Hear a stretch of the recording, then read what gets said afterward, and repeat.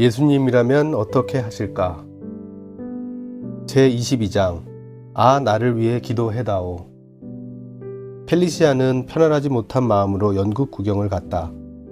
다른 때보다 더 우울하게 느껴지긴 했지만 펠리시아는 어느덧 이런 기분에 익숙해져 있었다.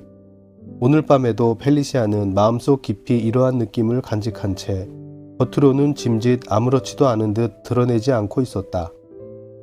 일행이 지정석에 자리를 잡고 앉자 드디어 막이 올랐고 펠리시아는 제일 뒷좌석에서 저녁 내내 혼자 떨어져 앉아 있었다. 6명의 처녀들을 이끌고 보호자격으로 연극 구경에 나선 델라노 부인은 로즈가 곧잘 들려주던 이야기를 통하여 펠리시아가 좀 유별난 처녀라는 것을 잘 알고 있었으므로 구석에 혼자 앉아있는 그녀를 구태여 끌어내어 함께 앉으려고 들지 않았다. 그리하여 펠리시아는 홀로 뒷좌석에 앉은 채 자신에게 점점 다가오는 갈등을 느끼기 시작했다. 연극은 충격적인 상황과 예기치 못한 절정의 순간들, 현실적인 장면들로 가득 찬 영국식 멜로 드라마였다. 제3막의 한 장면은 평소에 둔감하던 로즈에게조차 큰 감명을 안겨주었다. 무대 장면은 런던시 블랙플라이어스 다리였고 때는 한밤중이었다. 템즈강은 어둡고 음산한 분위기를 자아내며 흘러내려가고 있었고 성 바울 성당이 희미한 불빛 아래 모습을 드러낸 채 둥근 지붕이 주변의 건물들보다 높이 솟아 있었다. 어린 소녀 하나가 다리 위에 나타나더니 누군가를 찾는 듯 한동안 주위를 살피며 서 있었다. 이따금 무심한 표정을 띤 사람들이 다리 위를 지나갔고 다리 한가운데의 어느 후미진 곳에는 난간에 기대어 서 있는 한 여인의 모습이 드러났다. 고뇌와 슬픔으로 얼룩진 그녀의 얼굴을 살펴보면 힘없이 난간에 기대어 강물을 내려다보는 모습이 누가 보아도 자살을 시도하려 한다는 것을 쉽게 알아차릴 수 있었다. 그 여인이 살그머니 난간에 기어올라 강물에 몸을 던지려는 순간 아까부터 주위를 두리번거리던 소녀가 이 장면을 목격하고는 날카로운 비명을 지르며 달려와서 안간힘을 다하여 그녀의 옷자락을 붙잡고 끌어당기는 것이었다. 그러자 앞장면에서 이미 무대에 등장했던 두 사람이 때마침 이를 발견하고 급히 그들에게로 달려갔다. 키가 크고 미남인데다가 체격이 좋은 사나이는 멋지게 차려입은 신사였고 함께 따라온 청년은 가냘픈 체구였으나 옷차림과 외모는 아까 그 여인에게 힘껏 매달렸던 소녀만큼이나 세련되어 있었다. 이 두 사람, 즉 잘생긴 신사와 청년은 누더기 옷차림에 가난에 찌든 모습으로 자살을 시도하려던 여인을 적극 만류했는데 다리 위에서 오가는 대화를 통하여 관중들은 뜻밖에도 신사와 여인이 서로 남매지간임을 알게 되었다. 여기서 무대의 장면이 바뀌어 런던 동부의 빈민가에 있는 어느 초라한 셋집으로 옮겨졌다.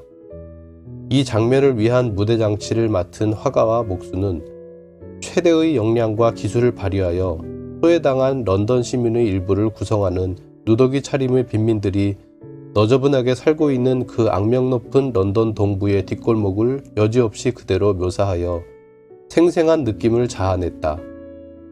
누더기를 걸친 채 우글거리는 사람들, 여기저기 드러나는 타락과 오욕의 현장들, 깨어져 나동그라진 가구들, 겉으로는 하나님의 형상을 닮은 인간의 모습이지만 동물 같은 무시무시한 본능과 번뜩이는 거리의 표정이 너무나 생생히 묘사되어 실크 버튼과 벨벳이 덮인 난간으로 고급스럽게 장식된 특별석에 앉아 연극을 관람하던 로즈 스털링을 비롯한 상류층 여인들도 충격을 받아 몸을 움츠리면서 마치 이 더러운 무대 장치의 일부에 가까이 접근했다가는 그 찌든 가난과 타락의 오염될지 모른다는 생각을 하는 듯 했다.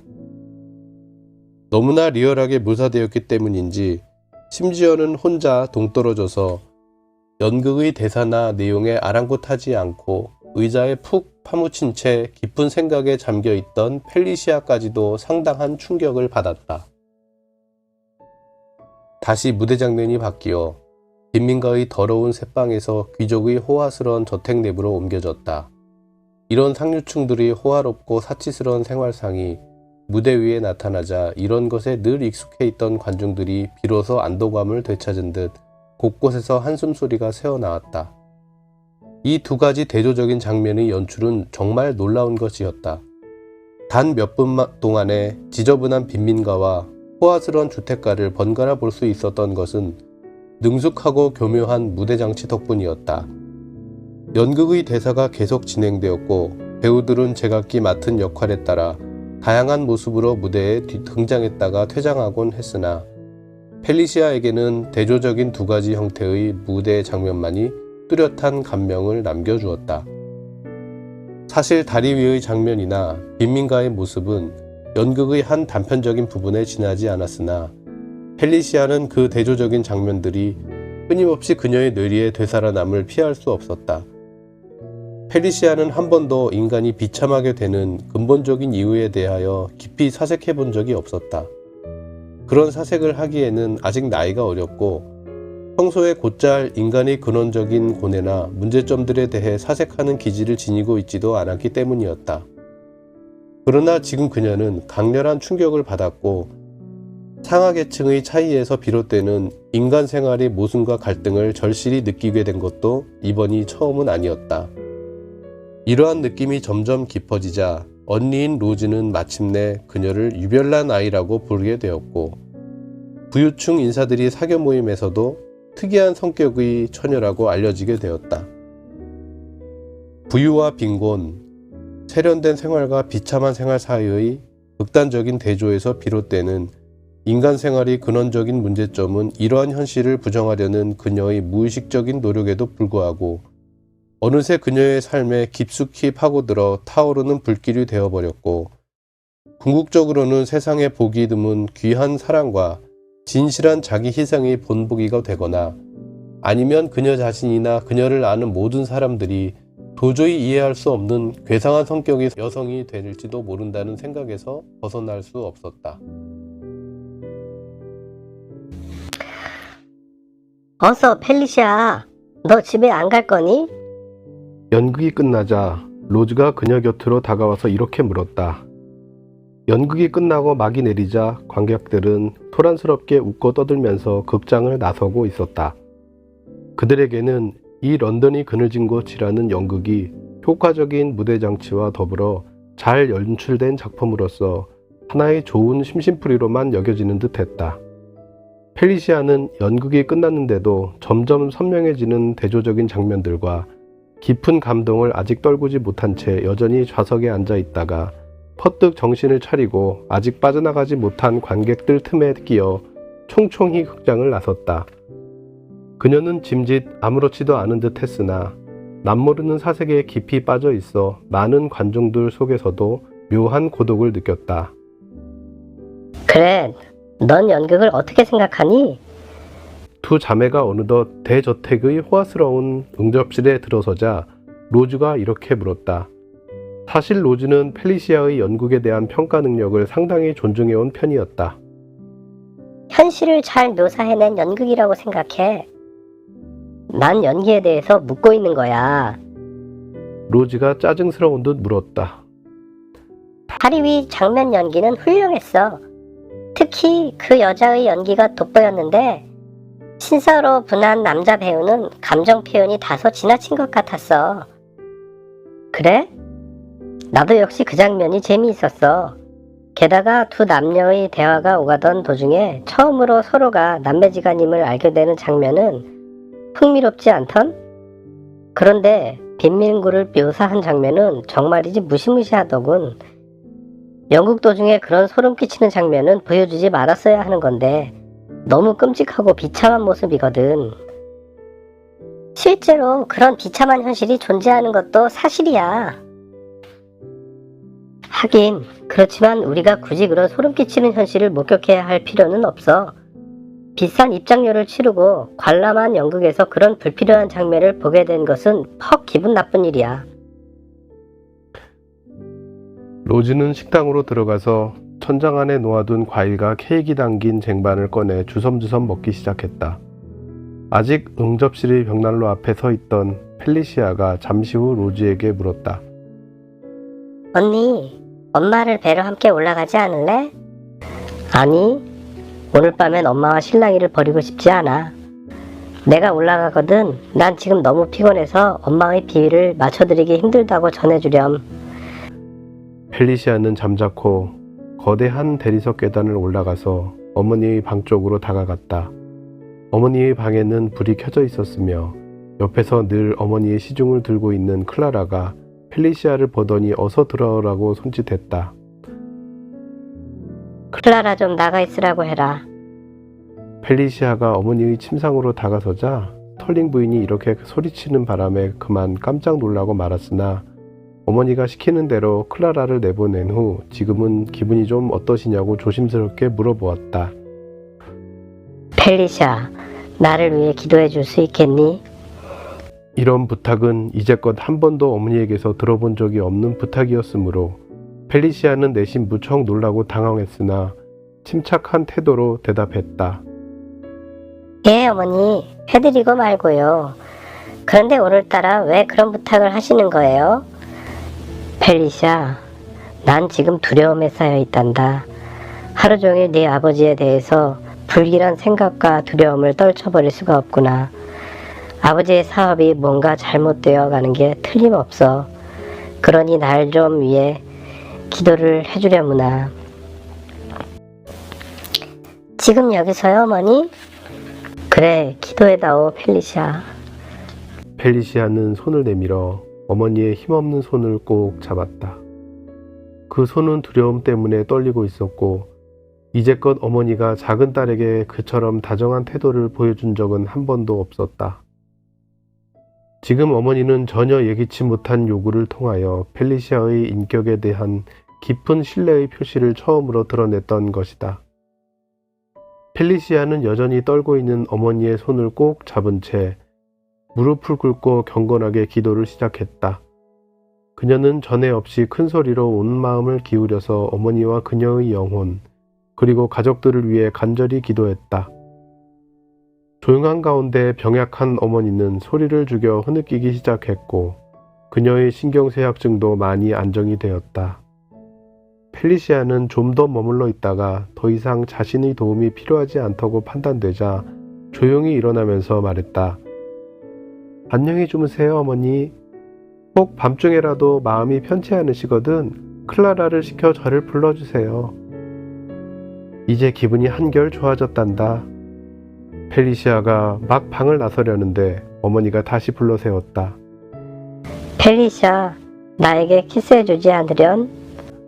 펠리시아는 돌아서서 허리를 구부려 어머니에게 키스를 했다. 방금 전에 했던 기도와 마찬가지로 이 뜻밖의 키스도 퍽 이상스러운 기분을 자아냈다. 펠리시아가 어머니의 방을 나서자 펠리시아의 뺨은 눈물로 젖어 있었다. 그녀가 아주 어렸을 때 이후로는 이렇게 울어본 적이 별로 없었다. 스털링씨 저택의 주일 아침은 여느 때와 다름없이 조용했다. 두 처녀는 평소처럼 11시 예배에 참석하기 위해 교회로 향했다. 스털링씨는 비록 교회의 등록교인은 아니었으나 막대한 액수의 현금을 바쳤으며 의례 주일 아침 예배에는 참석해왔다. 그런데 어찌된 까닭인지 아침 식사 때에도 식당에 내려오지 않았고 잠시 후 하인을 시켜 몸이 불편해서 함께 외출할 수 없다는 전가를 보내왔다. 그래서 로즈와 펠리시아만이 마차를 타고 나세렛 애비뉴 교회의 정문에 도착하여 따로 마련된 가족석에 앉아 있었다. 잠시 후 켈빈 브루스 목사가 강단 뒤쪽에 있는 방에서 걸어나와 강단에 올라서서 평소의 습관대로 성경을 펼칠 때까지도 그를 매우 잘 알고 있는 교인들조차 그의 태도나 표정에서 별다른 점을 간파하지 못했다. 그는 여느 때와 마찬가지로 주일 아침 예배를 이끌어 나갔고 그의 목소리는 여전히 차분하면서도 확신에 차 있었다. 예배의 순서에 따라 그가 기도를 시작했을 때 비로소 교인들은 평소와 좀 다르고 이상하다는 느낌이 들기 시작했다. 그가 지금껏 12년 동안이나 이곳 나세렛 애비뉴 교회의 담임 목사로 재직해오면서 이런 식의 기도는 교인들이 지금껏 한 번도 들어본 적이 없는 기도였다. 예수님의 발자취를 충실히 따른다는 참뜻에 대해 새롭게 정의를 내리고 그것을 실천하기 위해 결심한 목사의 기도였다. 그토록 품위 있고 교양과 위엄을 갖춘 신학 박사인 켈빈 브루스 목사가 불과 며칠 사이에 돌변하여 마치 어린아이처럼 주일 아침 설교의 메시지를 제대로 전달할 수 있도록 힘과 용기를 갖게 해달라고 큰 소리로 울부짖으며 호소하는 기도를 할 줄이야. 나사렛 애비뉴 교회의 교인들 중 어느 누구도 예측하지 못한 일이었다.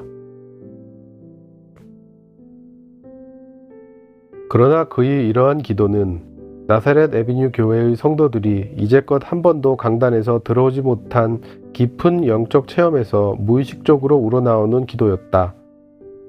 기도가 끝난 후 숨을 죽일 듯한 침묵 속에 성령의 힘찬 파도가 능력을 발휘하며 교인들 위에 넘실거렸다.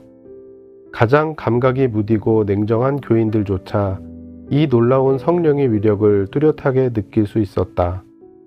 신앙의 감수성이 지극히 예민한 펠리시아는 성령의 초자연적인 능력이 자신을 스치고 지나가자 깊은 감동으로 몸을 떨면서 고개를 들어 목사를 바라보는 그녀의 눈동자가 잇따라 벌어질 상황에 대한 기대감으로 강한 빛을 발하고 있었다.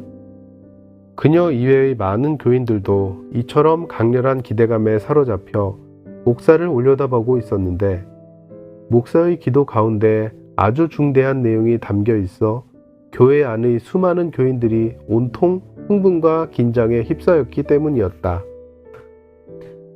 그가 용기와 신념에 넘쳐 설교를 해 나감에 따라 회중들 사이에 일어나기 시작하는 뚜렷한 반응을 감지할 수 있게 되자 켈빈 브루스 목사는 지난 12년간의 목회 생활 동안 한 번도 경험해보지 못한 영적 세례를 받게 되리라는 기대감으로 온몸이 떨리기 시작했다.